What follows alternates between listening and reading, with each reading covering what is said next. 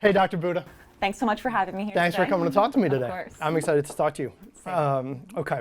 First, the first question I like to ask people is just if you can tell me a little bit about who you are and what you do for the health system. Usually I have people from Princeton House on the podcast or Princeton House adjacent, and yours is a little bit different because you're associated with Princeton Medical Center. So can you just tell me or tell the audience what you do? Yes, so in my role as a clinical health psychologist, we're really focused on the whole person, right? Not only the medical side of their illness and how they experience that, but the social or the emotional or the practical implications of navigating a chronic illness, right? And so our role within psychology is to provide that additional layer of support.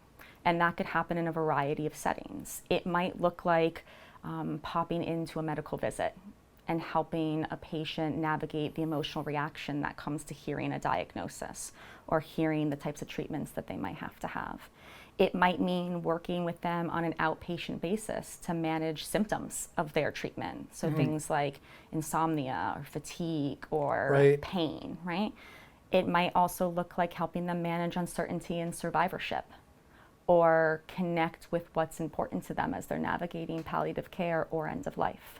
So I think what's really meaningful about working as a psychologist is you get to do something a little bit different every day, but everything that you do is focused on providing holistic care to the patient. So your role in the clinic, what exactly is it that you do every day or that your staff does every day with cancer patients? Yeah, so one of the best things about being a psychologist is you get to do a little bit of something different every single day. So I try to take a very forward-facing role in the clinic, working with patients while they're attending medical visits to provide support in real time, coordinating care so that they can receive outpatient one-on-one psychotherapy care, or also maybe working with them to connect them to our meeting-centered psychotherapy group so that they can receive not only psychological care but build community. Within the cancer system. Each day I just have an opportunity to work with someone at some point, connect, and help them build up coping skills so they can navigate their cancer journey. I guess I'm curious about how common this is. First of all, I should put a disclaimer out there. I'm blessed and lucky enough to not have had an experience where I'm the caretaker for someone with cancer or have had it personally, right? So like, I might need you to educate me a little bit during this course of this conversation. But how common is it for a cancer center to have a service like this? It's a really great question, actually. I think that psycho-oncology, or the intersection between psychology and oncology, is really a growing field. I started working in this field in 2014, and it has certainly expanded since my earliest days. I think what's actually really unique about the service that is offered at Princeton Medical Center is that the care is integrated into the medical clinic. So oftentimes psychological support services might be available, but you go to a different building, right? Or you receive them fully online, separate from your medical appointments. I think what's been really important about the clinic that we've been building at Princeton Medical Center is that the care is offered in real time as part of your medical treatment. So the goal is not to just treat the illness, right, but to treat the whole person. And that might mean providing services at any point of the cancer trajectory. And I think that is where the field is going, though I think there's still work to be done. But I think that the interest in providing these services has definitely been highlighted and growing. Can you give me an example of like what it looks like at our clinic versus what it might look like somewhere else where it's not integrated? Yeah, so you might have a service, right, a psychosocial oncology service that is advertised by the clinic and that your medical oncologist might share with you and then place a referral. And then somebody from that team follows up with you by phone, schedules an appointment, right? You might not ever actually meet that person in real time when you're receiving care. Whereas at our clinic, we really make an effort to try to make face-to-face contact at some point of a person's cancer experience so that connecting to care can be easier. So this might be joining their first ever visit with their oncologist.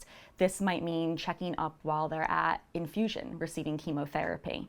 Our goal is to make the care as convenient for the person as possible, because managing cancer can become a full-time job, right? Managing all the appointments and the side effects, right? So our goal at integration is to say, where can we meet you in real time to provide you the care you need in that moment? Okay. And the people they'd be meeting with, they're like social workers or therapists? Yeah, so we actually have a very diverse team, which I think is one of the strengths of our program. So there are 2 psychologists, there is a licensed associate counselor, and a licensed social worker. So I think each of us bring about our own unique training and experiences, and we're able to work together to best serve the needs of the patients who are referred to the service. Awesome. So I want to dive down a little bit, get into the weeds a little bit more about some of the therapy. So you mentioned meaning-centered psychotherapy? Yes, so meaning-centered psychotherapy is actually something that I have been exposed to for a very long time. I was first exposed to it in a role as a research coordinator at Memorial Sloan Kettering. Meaning-centered psychotherapy is based on logotherapy and the work of Viktor Frankl, who wrote Man's Search for Meaning. It was developed by William Breitbart and his team at Memorial Sloan Kettering. The idea behind this psychotherapy is, how do we help individuals connect to sources of meaning and purpose and legacy, even if they are facing one of the most challenging experiences of their lives? Because I think with cancer, the uncertain nature of it, the difficult nature of managing its side effects and its treatments, it can really pose challenges for how people view their identity, what they find meaningful and important. They question, like, how do I live with intention now that I have this cancer diagnosis, or now that my future looks very different than what I thought it was going to look like? And the meaning-centered psychotherapy group is a standardized evidence-based protocol that helps people connect to those meaningful parts of their life. So meaning-centered psychotherapy, right? It sounds like there's a heavy emphasis on like helping people find how to live according to their values, find purpose, find meaning, even though they're experiencing something truly terrible. I guess in my own training, and I've mentioned this to you before, I'm more familiar with this from like an ACT perspective, which I wouldn't be surprised if they pulled some of this, some of ACT from this based on how you're describing it. And oftentimes, one of the things about ACT that I think clients find the most helpful is identifying what your values are and making moves toward those things regardless of how that feels in the moment, right? So like, I'm wondering if you can help me understand this therapy, what's different about it from like what I already know, or how you think, or why you think this therapy in particular is so helpful for patients. Yeah. Maybe a core concept of meaning-centered psychotherapy that would be helpful to review is the idea of attitude. I love it. Right? So you're speaking my language right now. So I think a really core component is this idea of the last thing that we have as humans, regardless of the situation that we're in, is choice of the attitude that we take. Right? We might not be able to control or change anything about the situation we're in. It might be the last type of situation we would ever want for ourselves, right? But every day we still have a choice of how we want to approach that situation. And that choice, that attitude, is really going to determine how do we get to live our lives. And so like if I think about like the application of meaning-centered psychotherapy, you might think of someone who, let's think of like a young father, right, who's diagnosed with a cancer. And now as he goes through treatment, he's no longer able to do the things with his children that he used to do. Right? He's not able to run out and throw the ball around, right? He's not able to attend every baseball game or softball game that his kids have, right? That was something that was really meaningful and important that now feels like it's being taken away, right? The perception is the cancer is taking this from me. And I think the constructs of meaning-centered psychotherapy can allow the patient to acknowledge that, yes, the situation that you're in is not one that you would have wanted. But there's something about the attitude that you are taking that is adding to that suffering.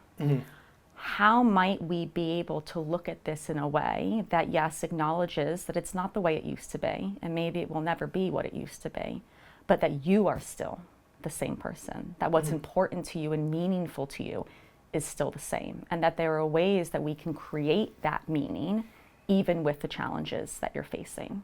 So being there for your children, the legacy of family connection and support, it might not look like throwing the ball around after practice, but it might still mean finding a way to attend the games and allowing oneself to experience a little self-compassion and think like, maybe for right now, although it's not perfect, this can be okay. In that example you just gave, I guess I'm just thinking about like how tricky that is, right? Because like, even you just giving that example, obviously this is totally countertransference on my part, but I'm like, it's like tugging at my heartstrings, right? I'm like, oh my God, that sucks. Like, that's hard. I could totally see that being something that would get to me personally, right?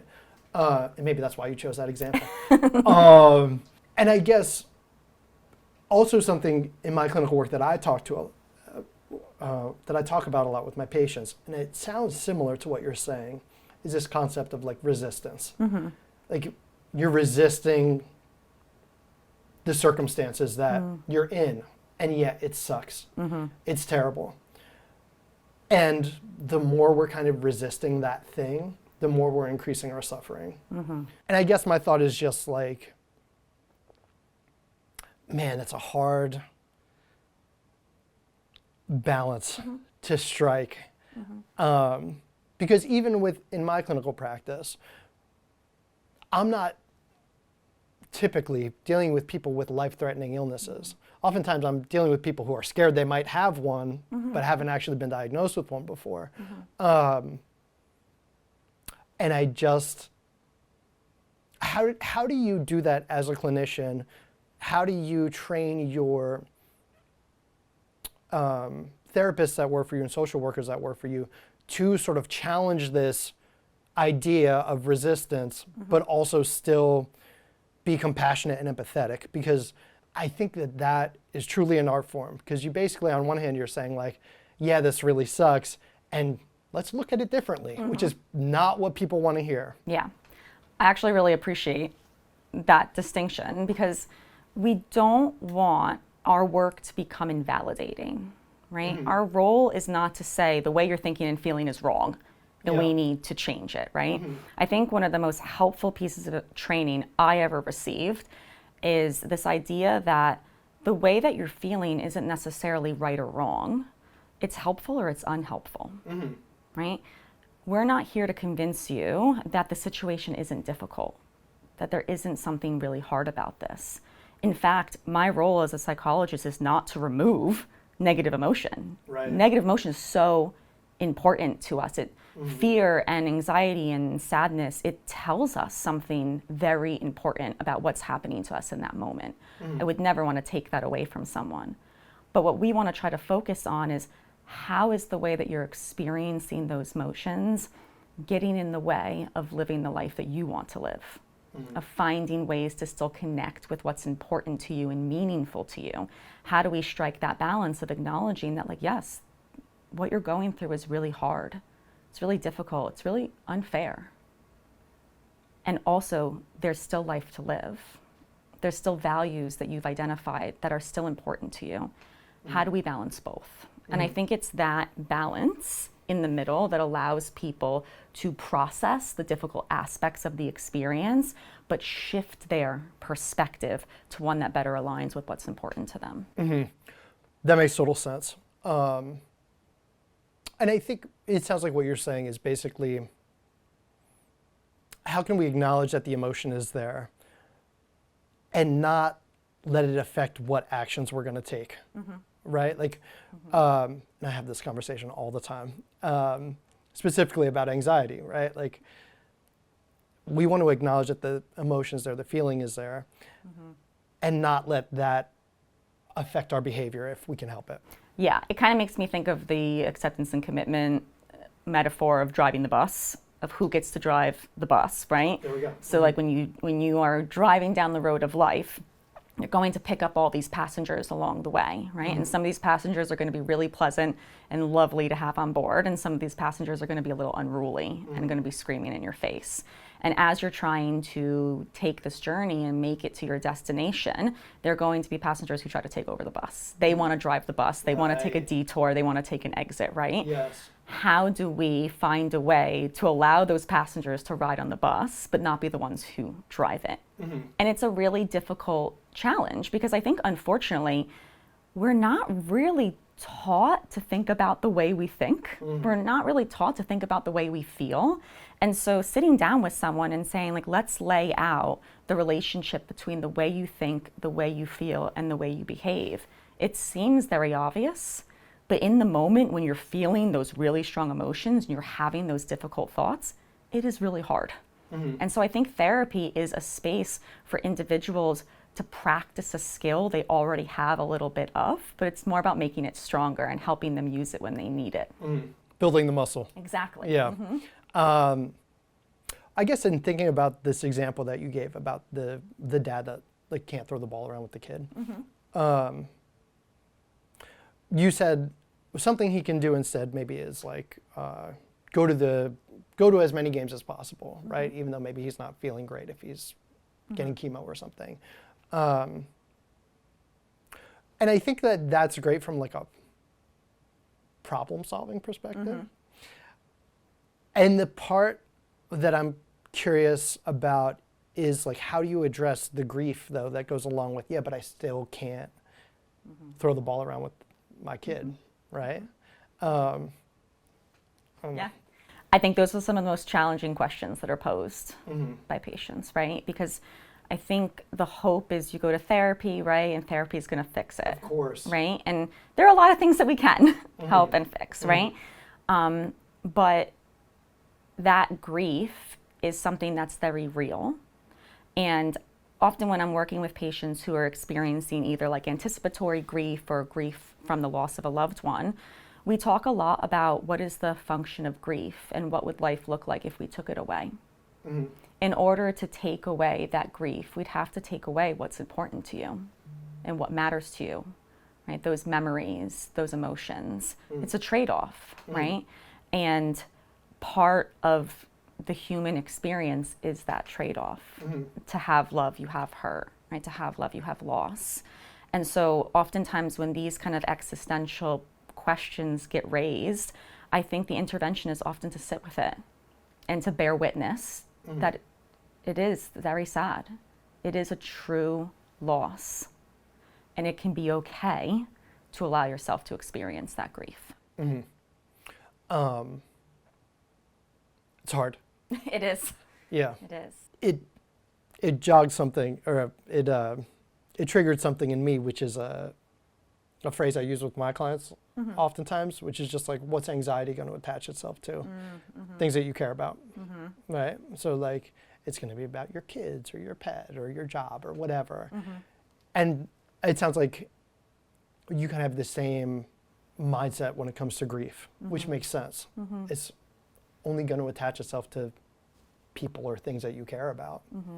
And I think people's capacity to experience grief and to be resilient in the face of it is something that I'm inspired by every day.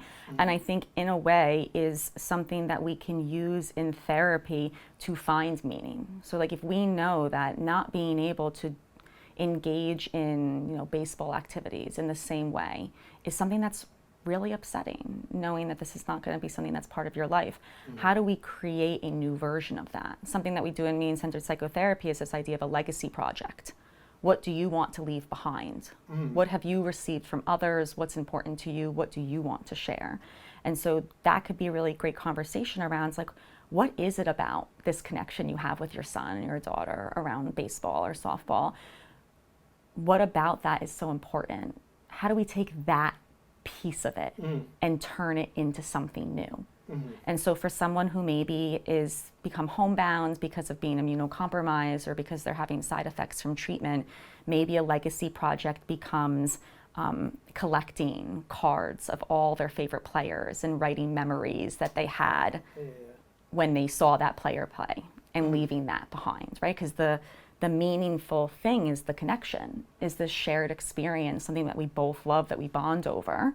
That's still true, even if it doesn't look the exact same way. And we can grieve the fact that it's not the exact same way, or it may never be again. But we can also use that grief to tell us what's important to you and how can we live in line with that. Yes, I love it.